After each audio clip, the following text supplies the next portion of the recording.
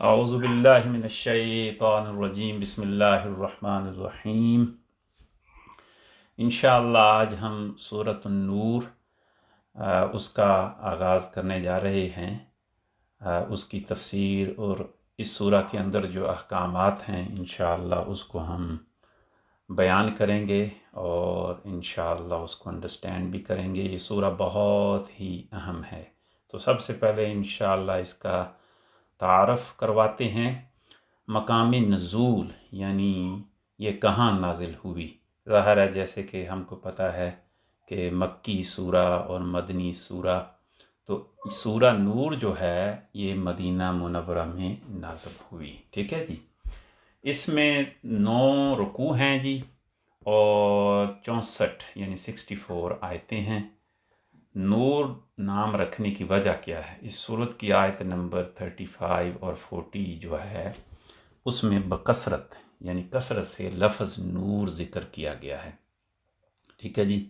اس مناسبت سے اسے سورہ نور کہتے ہیں، اور انشاءاللہ اس کی حکمتیں میں ابھی تھوڑی دیر میں اور بھی بیان کرتا ہوں۔ سورہ نور کے بارے میں احادیث مبارکہ جو ہیں، حضرت مجاہد رضی اللہ تعالی عنہ فرماتے ہیں کہ نبی پاک صلی اللہ علیہ وآلہ آلہ وبارک وسلم نے ارشاد فرمایا، تم اپنے مردوں کو سورہ مائدہ، جو کہ ہم الحمدللہ کمپلیٹ کر چکے ہیں، سکھاؤ، اور اپنی عورتوں کو سورہ نور کی تعلیم دو۔ چونکہ عورتوں کے اس میں بہت سارے مسائل بیان کیے گئے ہیں، احکامات بیان کیے گئے ہیں، اور خاص کر جو ہے گھریلو معاملات جو ہیں ان کو بیان کیا گیا ہے۔ اسی طرح حضرت ابو وائل رضی اللہ تعالیٰ عنہ فرماتے ہیں، میں نے اور میرے ایک ساتھی نے حج کیا، اور حضرت عبداللہ بن عباس رضی اللہ تعالیٰ عنہما بھی حج کر رہے تھے۔ ایک جگہ حضرت عبداللہ بن عباس رضی اللہ تعالیٰ عنہما سورہ نور پڑھنے لگے، اور پھر آپ نے اس کی جو تفسیر سے وہ بیان کرنا شروع کر دی۔ تو میرے ساتھی نے کہا، ہے اللہ سبحانہ و تعالیٰ تو ہر نقص یعنی عیب سے پاک ہے، یہ شخص کتنا بہترین کلام کر رہا ہے، اگر اس کلام کو یعنی اچھی طریقے سے لوگ سن لیں اور سمجھ لیں تو وہ کیا کریں، وہ ایمان لے آئیں۔ تو یہ اس کی صورت کی جو اہمیت ہے اس کو بیان کیا جا رہا ہے۔ تو اس کے جو مضامین ہیں، اس کے اندر یعنی جو مضامین بیان کیے گئے ہیں اس کو میں یعنی اختصار کے ساتھ آپ کی خدمت میں پیش کر دیتا ہوں۔ دیکھیں، سب سے اہم بات جو ہے گھر معاشرہ کی جو ہے نا جی، وہ سمجھ لیں کہ پہلی اینٹ ہے۔ گھر کے ماحول کو پاکیزہ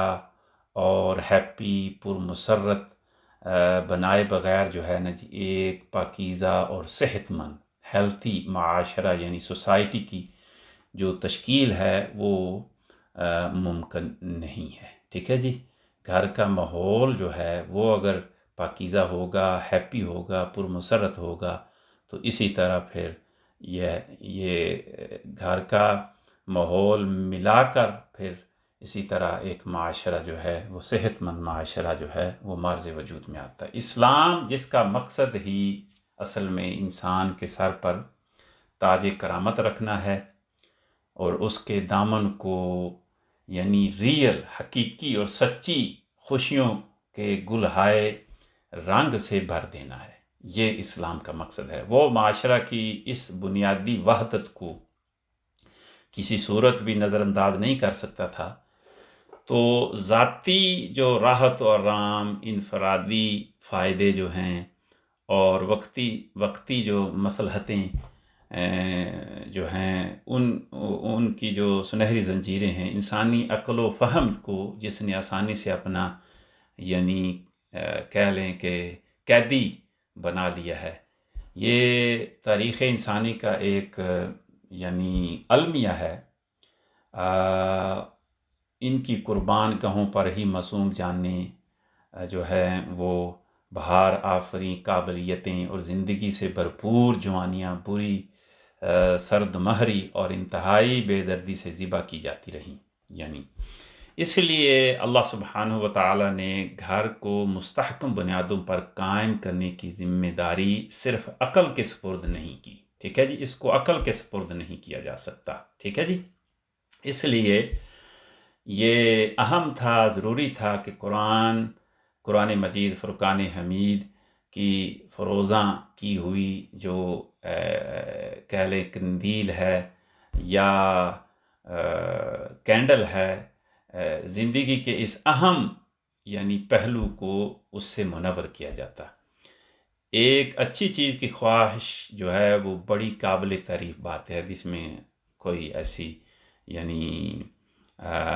اعتراض کی بات ہی نہیں ہے، لیکن جب تک اس کے حصول کے لیے سالڈ عملی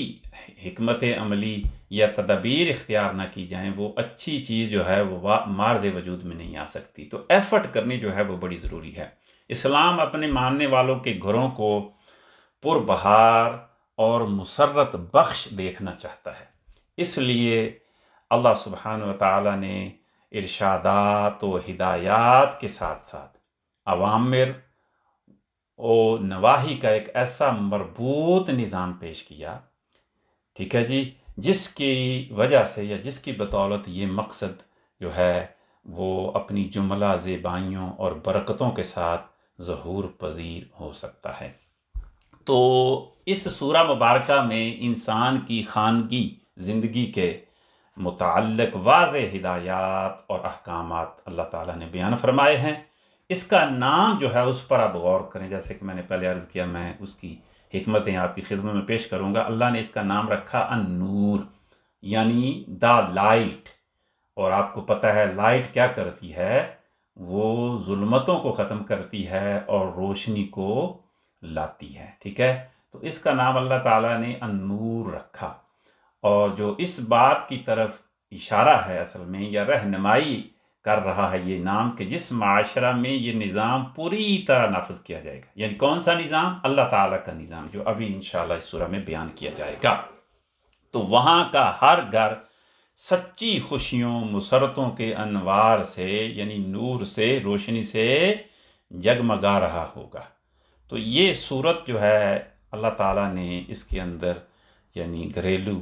ہر مرد یعنی مومن مرد اور مومن عورت کو اللہ تعالیٰ نے ان احکامات اور واضح ہدایات کا ذمہ دار قرار دیا ہے۔ وہ خود اپنے دامن عصمت کو ہر آلودگی سے پاک اور صاف رکھیں، یعنی دونوں مرد اور عورتیں، اور اس کا طریقہ یہ بتایا کہ ہر مومن مرد اور مومن عورت اپنی نگاہیں نیچی رکھیں، یعنی یہ ایک طریقہ بھی بتا دیا گیا کہ کس طرح یہ پاکیزگی، کس طرح یعنی یہ عصمت جو ہے اس کو ہر آلودگی سے پاک رکھا جا سکتا ہے کہ نگاہیں نیچی رکھی جائیں۔ اور یہ ایک حقیقت ہے کہ آنکھوں میں جب تک شرم و حیا ہوتی ہے، انسان کے دل کی دنیا فاسد خیالات اور ناپاک نظریات کی یورش سے، حملوں سے محفوظ رہتی ہے۔ جذبات میں سکون اور اعتدال پایا جاتا ہے۔ اچھا جی، کسی کی آبرو کی طرف ہاتھ بڑھانا تو کجا، آنکھ اٹھانے کی ہمت بھی پیدا نہیں ہوتی، کیونکہ جب آنکھیں نیچی ہوں گی شرم و حیا ہوگا آنکھوں میں، لیکن جب آنکھیں نور حیا سے محروم ہو جاتی ہیں، those people who have no حیا in their eyes، جب شرم کا پردہ چاک ہو جاتا ہے تو پرسکون جذبات میں ایک آگ سی لگ جاتی ہے، ٹھیک ہے جی۔ وہ یعنی آگ کیا ہے؟ خبیث خیالات کا ایک سیلاب یعنی امنڈ کر آ جاتا ہے، جو بڑے بڑے انسانوں کو تنکوں کی طرح بہا کر لے جاتا ہے، حتیٰ کہ انہیں اپنے ظاہری تقدس کی پرواہ بھی نہیں رہتی۔ امین آپ دیکھ لیں، جب حیا نہ ہو تو یہ بڑے بڑے leader, American president Bill Clinton, وہ جو اس کا افیئر تھا، اسی طرح اور بڑے لوگوں کے، یہ ابھی ریسنٹلی پرنسز جو ہے پرنس اینڈریو آئی تھنک غالباً، وہ ایک لڑکی کے ساتھ جو یعنی اس کا افیئر تھا یعنی انڈر ایج، تو وہ پھر انسان ظاہری تقدس کی بھی پرواہ نہیں کرتا، کیونکہ اس کی آنکھوں میں شرم و حیا نہیں ہوتی۔ تو بے حیا شخص جو ہے صرف دوسروں کو ہی نہیں، اپنے یعنی تیر ہوس کا نشانہ نہیں بناتا، دوسروں کو بناتا، بلکہ وہ اپنے گھر کی جو دیواریں ہیں، فصیل میں خود یعنی وہ شگاف ڈال کر لوگوں کو دعوت دیتا ہے کہ وہ بھی آ کر اس کی آبرو کو خاک میں ملائیں۔ تو یہ ایک بڑے اچھے طریقے سے بیان کیا گیا۔ اب اس میں یہ تو طریقہ جو بتایا گیا شرم و حیا کا، اور پھر پردے کے بارے میں، پردے کے ابتدائی احکام سورۃ الاحزاب میں بھی جو یعنی مذکور ہیں۔ یہاں اسلامی پردہ کے قواعد و ضوابط کو پوری یعنی شرع اور بس سے اللہ تعالیٰ نے بیان فرمایا، تاکہ گوہر عصمت کی آب و یعنی تاب کو ماند کرنے کی کوئی کوشش اسلامی معاشرہ میں پروان نہ چڑھ سکے۔ تو اس کی تفصیل جو ہے انشاءاللہ وہ بھی اس سورہ میں آئیں گی۔ اس کے بعد حد یعنی زنا، یہ مسئلہ اتنا اہم اور نازک ہے کہ صرف ہدایات اور ارشادات پر اکتفا نہیں کیا جا سکتا، بلکہ جو بے حیا حد اعتدال سے تجاوز کرے گا، ٹھیک ہے جی، اس کے لیے اللہ تعالیٰ نے یعنی بڑی سخت اور عبرتناک سزا کا قانون بھی نافذ کیا، جو کہ اس سورہ مبارکہ میں اس کا بیان بھی آئے گا، ٹھیک ہے جی۔ اور اس میں یعنی ڈیفرینشیٹ کیا گیا ہے کہ یعنی جو شادی شدہ اس کی سزا کیا ہے، اور جو غیر شادی شدہ اگر زنا کا مرتکب ہوتا ہے تو اس کی سزا اللہ تعالیٰ نے کیا رکھی ہے، اس کا ذکر بھی اس میں آئے گا، تو اس کو بھی ہم یعنی دیکھیں گے۔ اسی مقصد کے لیے یہ حکم بھی دیا کہ اسلامی معاشرہ میں جو غیر شادی شدہ مرد اور غیر شادی شدہ عورتیں ہیں ان کی شادی کا اہتمام کیا جائے۔ ویری امپورٹنٹ پوائنٹ ہے کہ بیچارے بہت ساری بچیاں، بہت سارے لوگ غربت کی وجہ سے یا ہمارے معاشرے کے اندر یہ جو جہیز کا مسئلہ ہے وہ شادی نہیں کر سکتے، اور یہ معاشرے اور کمیونٹی کے لوگوں کا فرض بنتا ہے کہ کوشش کریں کہ ان لوگوں کو یعنی ان کی شادی کا اہتمام کیا جائے، سوسائٹی جو ہے اس کا اہتمام کرے، تاکہ اخلاقی نظام کو یعنی جو خطرہ ہے اس کو بچایا جا سکے۔ ایک تو یہ انشاءاللہ یہ بھی اس صورت میں ہم ڈیٹیل کے ساتھ انشاءاللہ اس کی تفسیر پڑھیں گے۔ اس کے علاوہ اسلام نے گھر کی چار دیواری کا بڑا اہتمام یعنی بڑا احترام ملحوظ رکھا ہے۔ گھر میں بسنے والوں کے راحت و آرام کو بڑی اہمیت دی ہے، بغیر اطلاع دیے، this is also very important point, اور اجازت حاصل کیے کسی کے گھر کے اندر قدم رکھنا بلکہ اندر جھانکنا بھی اللہ تعالیٰ نے ممنوع قرار دیا ہے، اور کسی کے ہاں جانے کے پورے آداب اللہ تعالیٰ نے سکھلائے ہیں، تاکہ ہر شخص اپنے گھر میں آرام کر سکے اور اپنے پروگرام کے مطابق کام کر سکے۔ دس از آلسو ویری امپورٹنٹ۔ اچھا، مسلمانوں کو یہ بھی ہدایت فرمائی کہ صاحب خانہ تمہیں اجازت نہ دے، مثال کے طور پر اگر کوئی تمہیں اجازت نہ دے، اسی لیے اگر 3 دفعہ ڈور ناک کرو، اگر کوئی دروازہ نہ کھولے تو آپ واپس چلے جاؤ، تو غصہ سے لال پیلے نہ ہو جاؤ، یعنی اگر کوئی اجازت نہیں دیتا اندر آنے کی اور اس شخص پر یعنی غصہ مت کرو، بلکہ بڑی کشادہ دلی سے اس کی معذوری کو تسلیم کرو اور خوشی خوشی یعنی وہاں سے واپس چلے آؤ۔ اس سورہ میں یعنی عہد رسالت کے ایک انتہائی المناک واقعہ کا ذکر بھی ہے، ٹھیک ہے جی، جو تاریخ میں واقعہ افق کے نام سے مشہور ہے۔ اسلام کے دشمن اسلام کی دن بدن ترقی، شاندار فتوحات اور کامیابیاں دیکھ کر جو تھے وہ آتش یعنی کہہ لیں غصے کی آگ میں یا حسد کی آگ میں جل رہے تھے۔ کھل کر مقابلہ کرنے کی ہمت ان کے پاس نہیں تھی۔ ان کی باطنی جو خباثت سی ہر روز نئے فتنے جگا کر مسلمانوں کو پریشان کرتی رہتی تھی، اور ان کا جو لیڈر تھا یعنی ٹھیک ہے نا جی، عبداللہ بن ابی، ٹھیک ہے، اس نے ایسی چال چلی جس نے قیامت برپا کر دی۔ اسلامی معاشرے کا جو عضو یعنی کہہ لیں ہر ایک حصہ درد سے چیخ اٹھا۔ یہ جو ابھی واقعہ وہ اس کا بھی ذکر اس میں ہے۔ ساری فضا میں شکوک و شبہات کا ایک اندھیرا چھا گیا۔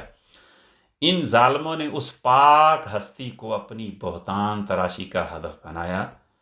جس کا ذکر میں ابھی آپ کو کرنے لگا ہوں، جن کا براہ راست تعلق، رابطہ، ریلیشن، تعلق سرکار دو عالم حبیب کبریا امام الانبیاء سرکار دو عالم صلی اللہ علیہ وآلہ آلہ وسلم کی ذات کے ساتھ تھا۔ یعنی انہوں نے کیا کیا کہ خانوادہ رسالت کی عصمت و طہارت کی یعنی اس پر الزام لگایا، بہتان تراشی کی، ٹھیک ہے جی۔ اور اس سورہ پاک میں یعنی اللہ تعالیٰ نے یعنی حضرت عائشہ صدیقہ رضی اللہ تعالی عنہا کی پاک دامنی کا خود 18 آیات مبارکہ نازل فرما کر ان کی پاک دامنی کا یعنی لوگوں کو بتایا، اور یہ بتا دیا کہ اگر تم میرے خلاف تم جتنی مرضی باتیں کر لو، لیکن میرے پیارے حبیب پاک علیہ الصلاۃ والتسلیم اور آپ کے اہل بیت اور آپ کی ازواج مطہرات کے بارے میں اگر کوئی بات کرے گا تو ہم قرآن میں آیات نازل کریں گے، ان کی پاکی کو بیان کریں گے۔ تو وہ واقعہ بھی اس سورہ مبارکہ میں جو موجود ہے، اس کے اندر بڑی احکامات اور بڑی حکمتیں ہمیں انشاءاللہ وہ بھی ہم پڑھیں گے اس میں۔ اچھا، اب اس سورہ کے اندر جس طرح اللہ نور السماوات والارض، جس سے اس سورہ کا نام بھی ماخوذ ہے، یعنی وہ اپنی معنویت اور جلالت شان کے بس بڑی اہمیت کی حامل آیہ کریمہ ہے، ٹھیک ہے جی۔ آیہ کریمہ 35 اور آپ کی انشاءاللہ خصوصی توجہ اور مطالعہ کی انشاءاللہ وہ مستحق آیا ہے، اس کو بھی ہم پڑھیں گے۔ آخر میں اس وعدے کا ذکر فرمایا کہ جو عرش اور فرش کے آقا، عرش اور فرش کے مولا پروردگار نے ہر اس قوم سے کیا ہے جو اس ضابطۂ حیات کو اپنائے اور ایک ایسا معاشرہ تشکیل کرے، یعنی یہ تمام لوگوں کے لیے، جس کا انشاءاللہ تفصیلی بیان اس سورہ مبارکہ میں پیش کیا گیا ہے۔ اور تاریخ عالم گواہ ہے کہ جب غلامان Mustafa, this is also very important point, غلامان مصطفیٰ، یہ پوری تاریخ کو آپ دیکھ لیں، یعنی یہ ریسنٹلی بلکہ آپ وہ آج کل دیکھ بھی رہے ہیں، یہ جو ٹرکش ہسٹوریکل ڈراماز ہیں، کہ جب بھی غلامان مصطفیٰ نے اس نظام کو اپنایا، یعنی عدل و انصاف، پاکیزگی، پاک دامنی کو اپنایا، تو اللہ تعالیٰ نے یہ وعدہ پورا فرمایا، اور وعدہ خداوندی آج بھی اسی طرح جوں کا توں موجود ہے۔ صرف ہم نے اپنے آپ کو ان احکامات پر عمل کر کے دکھانا ہے، تو آج بھی کامیابی جو ہے، بلکہ ہم یہ کہیں گے کہ آج بھی وہ اللہ تعالیٰ جو ہے وہ بدر کا سما پیدا کر سکتا ہے اگر ہم اللہ تعالیٰ کے احکامات پر عمل کریں۔ اگر ہم آج بھی صدق دل اور حسن نیت سے اس کو پورا کریں گے، جس طرح ہمارے اسلاف نے اسے پورا کیا، تو اللہ تعالیٰ اپنا وعدہ یقیناً پورا فرمائے گا۔ اس کا تو صاف صاف اعلان ہے، اوفو بعہدی اوفی بعہدکم، تم نے جو میرے ساتھ وعدہ کیا ہے تم اس کو پورا کرو، جو میں نے تمہارے ساتھ وعدہ کیا ہے وہ میں پورا کروں گا۔ تو الحمدللہ اس سورہ کا تعارف میں نے آپ کی خدمت میں پیش کر دیا ہے۔ اب ہم انشاءاللہ چلتے ہیں کہ اس کے اندر جو سمندر سمویا ہوا ہے احکامات اور حکمتوں کا، اس کی طرف انشاءاللہ اس کے اندر اور بھی بڑے احکامات بیان کیے گئے ہیں، تو انشاءاللہ وہ اپنے موقع پر انشاءاللہ جب آئیں گے آیات میں، تو ہم انشاءاللہ اس کو پھر جو ہے بیان کرتے جائیں گے، ٹھیک ہے جی۔ اعوذ باللہ من الشیطان الرجیم، بسم اللہ الرحمن الرحیم۔ سورۃ انزلناها وفرضناها وانزلنا فیہا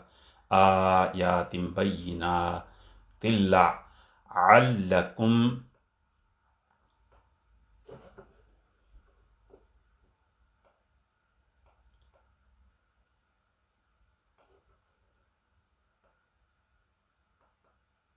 بینات لعلکم تذکرون، صدق اللہ العظیم۔ اللہ سبحانہ وتعالیٰ فرماتے ہیں کہ یہ ایک صورت ہے جو ہم نے نازل فرمائی، اور ہم نے اس کے احکام فرض کیے، اور ہم نے اس میں روشن آیتیں نازل فرمائیں تاکہ تم نصیحت حاصل کرو۔ سورتن، یہ ایک صورت ہے۔ سورہ نور کی ابتدا میں اللہ سبحانہ وتعالیٰ نے حدود اور مختلف احکام بیان فرمائے ہیں، جبکہ اس صورت کے آخر میں اللہ سبحانہ تعالیٰ نے توحید کے دلائل ذکر فرمائے، اور اس آیت میں بیان فرمایا کہ یہ ایک صورت ہے جو ہم نے نازل فرمائی اور ہم نے اس میں موجود احکام مسلمانوں پر فرض کیے،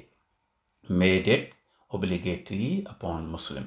اور ان پر عمل کرنا بندوں پر لازم کیا، وہ made it compulsory to follow these rules and regulations، اور ہم نے اس میں ضروری احکام اور اپنی وحدانیت کے دلائل پر مشتمل روشن آیتیں نازل فرمائیں، اور مقصد بھی بیان فرما دیا، کیوں؟ تاکہ تم لوگ نصیحت حاصل کرو۔ آگے چلتے ہیں، اللہ تعالیٰ فرماتے ہیں الزانیۃ والزانی فاجلدوا کل واحد منہما مئۃ جلدۃ ولا تأخذکم بہما رأفۃ فی دین اللہ ان کنتم تؤمنون باللہ والیوم الآخر ولیشہد عذابہما طائفۃ من المؤمنین۔ اللہ سبحانہ و تعالیٰ ارشاد فرماتے ہیں، جو زنا کرنے والی عورت اور زنا کرنے والا مرد ہو تو ان میں ہر ایک کو 100 کوڑے لگاؤ، اور اگر تم اللہ اور آخرت کے دن پر ایمان رکھتے ہو تو تمہیں اللہ کے دین میں ان پر کوئی ترس نہ آئے، اور چاہیے کہ ان کی سزا کے وقت مسلمانوں کا ایک گروہ موجود ہو۔ الزانیۃ والزانی، جو زنا کرنے والی عورت اور زنا کرنے والا مرد ہو۔ اس آیا مبارکہ میں اللہ تعالیٰ نے حدود اور احکام کا بیان شروع فرمایا ہے۔ سب سے پہلے زنا کی حد بیان فرمائی اور حکام سے خطاب فرمایا کہ جس مرد یا عورت نے زنا یعنی کیا، اس گناہ کا ارتکاب کیا ہو تو اس کی حد یہ ہے کہ اسے 100 کوڑے لگاؤ۔ اب اس کی ہم فردر تفصیل جو ہے اس کو دیکھ لیتے ہیں۔ غیر محسن زانی کی سزا، ٹھیک ہے جی۔ اچھا، یہ محسن اصل میں کون ہوتا ہے؟ محسن اصل میں آزاد مکلف مسلمان جس نے نکاح صحیح کے ساتھ خواہ ایک مرتبہ اپنی بیوی سے صحبت کی ہو تو اس کو محسن کہتے ہیں، اور غیر محسن ظاہر ہے اس کے اپوزٹ ہوگا۔ اب یاد رہے کہ حد ایک قسم کی سزا ہے، جس کی حد، اب ایک تعزیر ہوتی ہے، ایک حد ہوتی ہے۔ حد ایک قسم کی سزا جس کی مقدار شریعت کی جانب سے، یعنی اللہ تعالیٰ نے وہ سزائیں جو مقرر کی ہیں اس کو حد کہتے ہیں، اور اس میں کمی بیشی نہیں ہو سکتی، یعنی اس میں کسی کا اختیار نہیں ہے کہ اس کو کم یا زیادہ کر سکے، اور اس سے مقصود لوگوں کو اس کام سے باز رکھنا جس کی یہ سزا ہے۔ اور اس آیت میں اللہ تعالیٰ نے بیان کی گئی زنا کی حد آزاد، یعنی آزاد غیر محسن کی ہے، یعنی آزاد غیر محسن کی، کیونکہ آزاد محسن کا حکم یہ ہے کہ اسے رجم کیا جائے، جیسا کہ حدیث شریف میں وارد ہے کہ حضرت ماعز رضی اللہ تعالیٰ عنہ کو نبی پاک صلی اللہ علیہ وسلم کے حکم سے رجم کیا گیا، ٹھیک ہے جی۔ اب محسن، جیسے میں نے آپ کو پہلے عرض کیا، وہ آزاد مسلمان ہے جو مکلف ہو اور نکاح صحیح کے ساتھ خواہ ایک ہی مرتبہ اپنی بیوی سے صحبت کر چکا ہو۔ ایسے شخص سے زنا ثابت ہو، یعنی وہ شادی شدہ ہو اور اس نے اپنی بیوی سے، اور ظاہر مسلمان بھی ہو، اور نکاح کے بعد اس نے ایک مرتبہ ہی چاہے، یعنی جس اونلی صحبت کی ہو اپنی بیوی سے، ایسے شخصی اگر زنا کرتا ہے وہ، تو اسے رجم کیا جائے گا، اس کی سزا کوڑے نہیں ہے، ظاہر ہے کیونکہ وہ شادی شدہ ہے، اور شادی شدہ ہونے کے باوجود اور مکلف بھی ہے، تو اس نے یہ برا کام کیا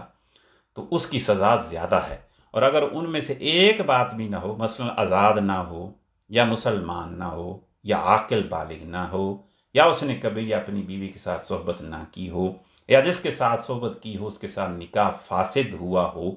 تو یہ سب غیر محسن میں داخل ہیں، ٹھیک ہے نا جی۔ تو یہ غیر محسن، یہ جو غیر محسن ہے اس کی کوڑوں کی سزا ہے، محسن جو ہے اس کو رجم کیا جائے گا، یعنی زندہ درگور جس کو کہتے ہیں ہم، ٹھیک ہے نا، زمین میں۔ تو یہ چیز جو ہے یہ 2 کیٹیگریز ہو گئی، اور زنا کرنے کی صورت میں ان سب کا حکم یہ ہے کہ انہیں 100 کوڑے مارے جائیں، یعنی وہ جو غیر محسن ہے، ٹھیک ہو گیا جی۔ زنا کی حد سے متعلق 3 شرعی مسائل جو ہیں ہم یہاں بیان کریں گے، جو کہ اس آیہ کریمہ کی روشنی میں۔ زنا کا ثبوت، نمبر 1، یا تو 4 مردوں کی گواہی سے ہوتا ہے جی، یا زنا کرنے والے کے 4 مرتبہ اقرار کر لینے سے۔ اب دیکھیں جتنی سخت سزا ہے اس کا کرائیٹیریا بھی بڑا سخت رکھا ہے ابھی، کیونکہ بہتان سے لوگوں کو جو ہے نا وہ بہتان لگا کے کسی کو ناحق سزا نہ دی جائے۔ نمبر 1 یہ ہے کہ زنا کا ثبوت یا تو 4 مردوں کی گواہیوں سے ہوتا ہے، یا زنا کرنے والے کے 4 مرتبہ یہ خود ہی اقرار کر لے، جیسے کہ وہ اوپر ایک صحابی اس کا ذکر انہوں نے آ کے اقرار کیا تھا سرکار دو عالم صلی اللہ علیہ وسلم کی بارگاہ میں نے غلطی کی۔ اچھا، تو پھر بھی اس کے باوجود بھی حاکم یا قاضی بار بار سوال کرے گا اور اس سے دریافت کرے گا کہ زنا سے کیا مراد ہے، یعنی you have to ask him correct، کہاں کیا، کس سے کیا، کب کیا، یہ یعنی اس طرح کے سوالات ویری اسپیسیفک، کیونکہ یہ معاملہ بڑا ہی نازک ہے۔ اگر ان سب کو بیان کر دیا تو زنا ثابت ہوگا، ورنہ نہیں۔ اور گواہوں کو صراحتاً یعنی ایبسولوٹلی کلیئر اپنا معائنہ بیان کرنا ہوگا، یعنی جو انہوں نے دیکھا آنکھوں سے، اس کے بغیر ثبوت نہ ہوگا۔ نمبر 1 یہ کرائیٹیریا۔ نمبر 2 مرد کو کوڑے لگانے کے وقت کھڑا کیا جائے، اور یہ وہ غیر محسن کی سزا، اور تہمت کے سوا اس کے تمام کپڑے اتار دیے جائیں، اور متوسط درجے کے کوڑے سے اس کے سر، چہرے اور شرمگاہ کے علاوہ تمام بدن پر کوڑے لگائے جائیں، اور کوڑے اس طرح لگائے جائیں کہ علم یعنی درد گوشت تک نہ پہنچے۔ ٹھیک ہے جی، عورت کو کوڑے لگانے کے وقت نہ اسے کھڑا کیا جائے، نہ اس کے کپڑے اتارے جائیں، البتہ اگر پوستین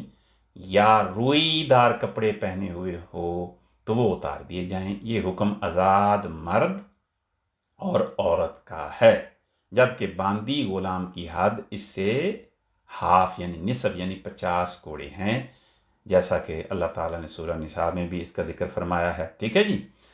تو یہ ہو گیا جی سیکنڈ امپورٹنٹ اہم مسئلہ، یعنی یہ جو سزا کا ہے زنا کا۔ لواطت زنا میں داخل نہیں، یعنی یہ جو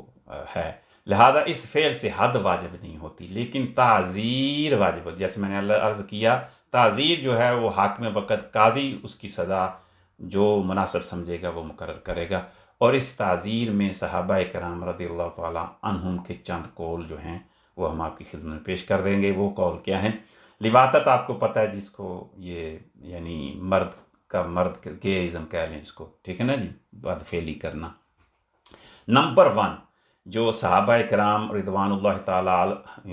تعالی عنہم کے یعنی قول ہیں جس کے بارے میں کہ کیا سزا، کیونکہ یہ اس کی کوئی حد نہیں ہے قرآن نے مقرر کی، اس کی تعزیر ہے، تو انہوں نے جو بیان کیا کہ نمبر 1 آگ میں جلا دینا، نمبر 2 غرق کر دینا، یا نمبر 3 بلندی سے گرانا اور اوپر سے پتھر برسانا، فاعل و مفعول یعنی دونوں کو، یعنی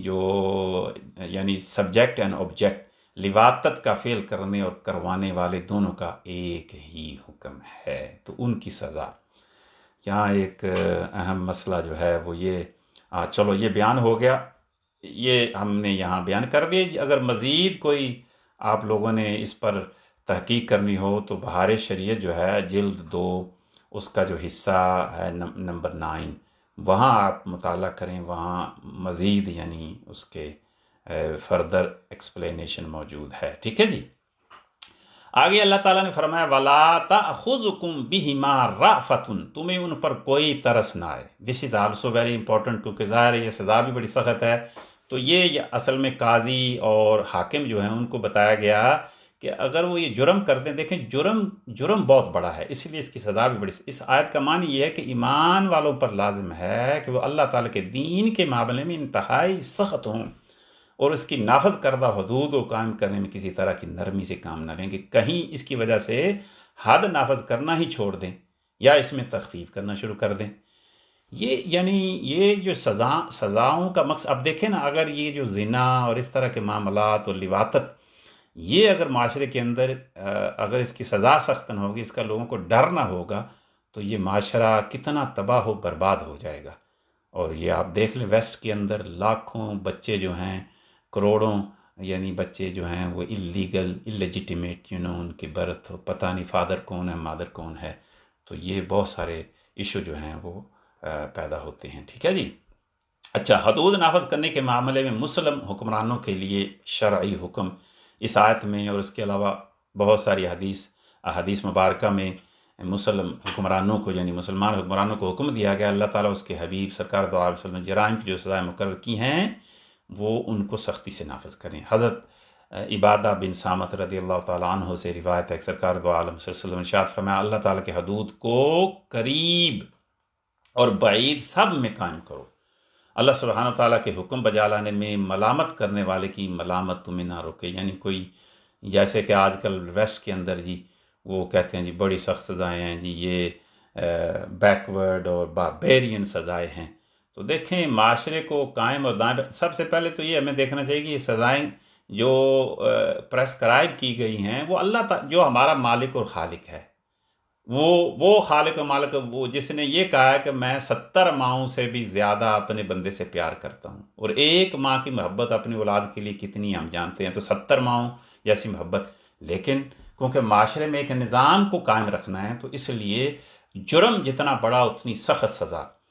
ام المؤمنین حضرت عائشہ صدیقہ رضی اللہ تعالی عنہا سے روایت ہے کہ سرکار دو علیہ وسلم نے ارشاد فرمایا، اے حاکموں، عزت داروں کی غلطیاں معاف کر دو مگر حدود ان کو معاف نہیں کر سکتے تم، ٹھیک ہے؟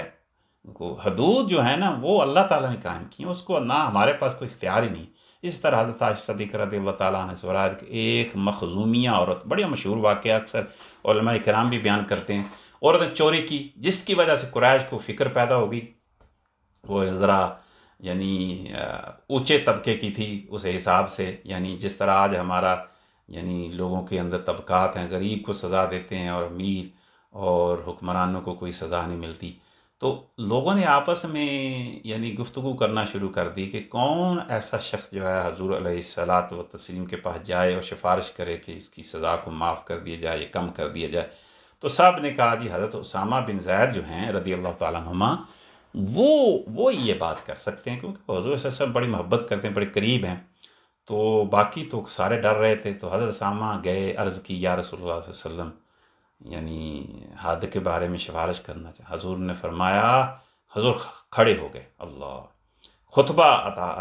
کے لیے کھڑے ہوئے، اور اس خطبہ میں حضور نے فرمایا اگلے لوگوں کو اس بات نے ہلاک کیا کہ اگر ان میں کوئی شریف چوری کرتا، شریف سے مراد اس زمانے میں آج والا شریف نہیں، آج کل تو ہم شریف اس کو کہتے ہیں کہ جو بندہ شریف النفس یعنی نیک صالح، یہ شریف سے مراد یعنی بڑا امیر آدمی، ٹھیک ہے، یہ اس کو کہتے ہیں۔ اور جب یعنی کمزور چوری کرے تو اس پر حد قائم کرتے ہیں، جو یعنی پہلی آپ دیکھ لیں کرسچن کے اندر، یہودیوں کے اندر بھی تو یہی ہوا نا، امیر جو تھے ان کو تو سزا نہیں ملتی تھی تو غریبوں۔ تو حضور علیہ الصلاۃ والسلام وہ مشہور و معروف فقرہ اس وقت فرمایا، خدا کی قسم اگر فاطمہ بنت محمد صلی اللہ تعالیٰ علیہ وسلم بھی چوری کرتی تو میں اس کا بھی ہاتھ کاٹ دیتا۔ تو یہ ایک وارننگ اور الرٹ دے دیا، اور یہاں یہ بھی ثابت کر دیا کہ اللہ تعالیٰ نے فرمایا یہ حد میری حدیں ہیں، ان کو کوئی جو ہے نہ چھیڑے۔ تو یہاں یہ بھی جو ہے اس آیہ کریمہ سے یعنی ہمیں یہ بھی پتہ چلتا ہے کہ اقتدار کی مسندوں پر فائز ان مسلمانوں کو اس آیت سے نصیحت حاصل کرنی چاہیے کہ جو اللہ تعالیٰ کی حدوں کو قائم کرنے کے بجائے الٹا ان میں تبدیلیاں کرنے کی کوشش میں مصروف ہیں۔ اللہ تعالیٰ انہیں عقل سلیم دے، ہدایت دے کہ وہ ایسے کام نہ کریں، ٹھیک ہے جی۔ وَلْيَشْهَدْ عَذَابَهُمَا طَائِفَةٌ مِّنَ الْمُؤْمِنِينَ، اور چاہیے کہ ان کی سزا کے وقت مسلمانوں کا ایک گروہ موجود ہو۔ اب یہ بھی بتا رہے کہ جب یعنی زنا کرنے والوں پر حد قائم کی جا رہی ہو تو اس وقت مسلمانوں کا ایک گروہ وہاں موجود ہو تاکہ زنا کی سزا دے کر انہیں عبرت حاصل ہو اور وہ اس برے فعل سے باز رہیں۔ اور اب آپ کو پتہ ہے کہ سرکار دو عالم صلی اللہ علیہ وسلم کے تشریف لانے سے پہلے اس معاشرے کے اندر زنا بھی بہت عام تھا، یہ شراب، زنا، لڑائی جھگڑے فساد یہ بہت عام تھے، یہ معمولی چیز سمجھا جاتا تھا اس چیز کو۔ وہ عورتوں نے یعنی اوپنلی جھنڈے لگائے ہوتے تھے اور پتہ ہوتا تھا کہ یہ وہ فاحشہ عورتیں ہیں تو لوگ وہاں جاتے تھے اوپنلی، تو ظاہر ہے اس کی سزا اللہ تعالیٰ نے یعنی اچھا۔ اب زنا کی مذمت میں ہم کچھ مزید آیات قرآن پاک کی، زنا حرام اور کبیرہ گناہ ہے، یہ بھی ہم سمجھ لیں۔ قرآن مجید میں اس کی بہت شدید مذمت اللہ تعالیٰ نے بیان فرمائی ہے۔ ایک جگہ فرمایا یعنی قرآن مجید فرقان حمید میں وَلَا تَقْرَبُوا الزِّنَا إِنَّهُ كَانَ فَاحِشَةً وَسَاءَ سَبِيلًا، اور بدکاری کے پاس نہ جاؤ، بے شک وہ بے حیائی ہے اور بہت ہی برا راستہ۔ اسی طرح اللہ تعالیٰ نے ایک اور جگہ فرمایا وَالَّذِينَ لَا يَدْعُونَ مَعَ اللَّهِ إِلَٰهًا آخَرَ وَلَا يَقْتُلُونَ النَّفْسَ الَّتِي حَرَمَ اللَّهُ إِلَّا بِالْحَقِّ وَلَا يَزْنُونَ وَمَن يَفْعَلْ ذَلِكَ يَلْقَىٰ عَصَامًا يُضَاعَفْ لَهُ الْعَذَابُ يَوْمَ الْقِيَامَةِ وَيَخْلُدْ فِيهِ مُهَانًا، اور جو اللہ کے ساتھ کسی دوسرے معبود کی عبادت نہیں کرتے اور اس جان کو ناحق قتل نہیں کرتے جسے اللہ نے حرام فرمایا ہے، اور بدکاری نہیں کرتے، اور جو یہ کام کرے گا وہ سزا پائے گا، اس کے لیے یعنی اس کے لیے قیامت کے دن عذاب بڑھا دیا جائے گا اور ہمیشہ اس میں ذلت سے رہے گا۔ اسی طرح بہت ساری احادیث مبارکہ جو کہ زنا کی بارے میں یعنی سخت اس میں مذمت اور برائی کے بارے میں آئی ہیں، تو چند حدیث مبارکہ آپ کی خدمت میں پیش کرتے ہیں۔ حضرت ابو ہریرہ رضی اللہ تعالیٰ عنہ سے روایت ہے، سرکار دو عالم صلی اللہ علیہ وسلم نے فرمایا جب بندہ زنا کرتا ہے تو اس سے ایمان نکل کر سر پر سائبان کی طرح ہو جاتا ہے، اور جب اس فعل سے جدا ہوتا ہے تو اس کی طرف ایمان لوٹ آتا ہے، یعنی جب وہ یہ عمل کرتا ہے تو اس وقت ایمان چلا جاتا ہے۔ اسی طرح حضرت عامر بن عاص رضی اللہ تعالیٰ عنہ سے روایت کہ سرکار دو عالم صلی اللہ علیہ وسلم نے ارشاد فرمایا جس قوم میں زنا ظاہر ہوگا وہ قحط میں گرفتار ہوگی، اور جس قوم میں رشوت کا ظہور ہوگا وہ رعب میں گرفتار ہوگی، ٹھیک ہے جی، ڈر اور خوف میں مبتلا ہوگی۔ حضرت عبداللہ بن عباس رضی اللہ تعالیٰ عنہما سے روایت ہے کہ سرکار دو عالم صلی اللہ علیہ وسلم نے فرمایا جس بستی میں زنا اور سود ظاہر ہو جائے تو انہوں نے اپنی اللہ تعالیٰ کے عذاب کو حلال کر لیا۔ تو بے شمار یہاں حدیث مبارکہ ہیں، اور اسی طرح یہ آخری حدیث میں پیش کرتا ہوں۔ حضرت عبداللہ بن عمر رضی اللہ تعالیٰ عنہما سے روایت ہے کہ حضور علیہ الصلاۃ والتسلیم ارشاد فرمایا جو شخص اپنے پڑوسی کی بیوی سے زنا کرے گا تو قیامت کے دن اللہ تعالیٰ اس کی طرف نظر رحمت نہ فرمائے گا اور نہ ہی اسے پاک کرے گا، اور اس سے فرمائے گا کہ جہنمیوں کے ساتھ تم بھی جہنم میں داخل ہو جاؤ۔ اللہ تعالیٰ سے دعا ہے کہ اللہ تعالیٰ ہر مسلمان کو یعنی زنا جیسے بدترین گندے اور انتہائی مذموم فعل یعنی عمل سے اللہ تعالیٰ بچنے کی توفیق عطا فرمائے۔ آج یہیں ہی ہم انشاءاللہ اختتام کرتے ہیں۔ اللہ تعالیٰ سے دعا ہے کہ اللہ تعالیٰ ہمیں ان تمام برائیوں سے محفوظ رکھے۔ وما علینا الا البلاغ المبین۔ والسلام علیکم ورحمۃ اللہ۔